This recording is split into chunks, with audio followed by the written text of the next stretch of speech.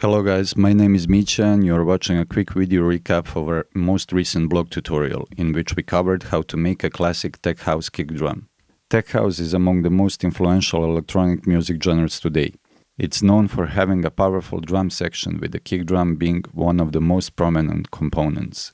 There are a variety of approaches and techniques for creating that hard-hitting tech house kick drum, where one works better than the other. In the next tutorial, we will show you how to make a classic tech house kick drum in just few easy steps. As you probably noticed from the project, our kick drum is made from two layers. One for low frequencies and one for mid and high frequencies. For low frequencies, we have used Bassism, which is essentially a kick drum generator. And this is how it sounds after we set the parameters of it and applied some additional low-cut filtering.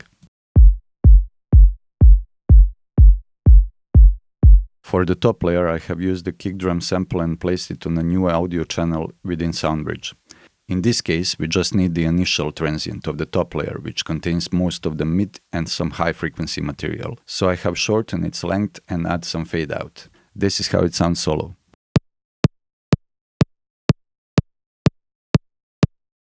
After grouping these kick drum layers together for easier control, I have applied additional processing for dynamic control and coloring.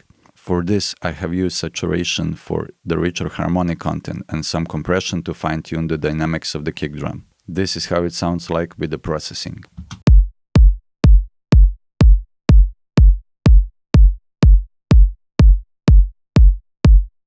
Finally, after mixing, this is how our tech kick drum sounds like in the contents of the full mix.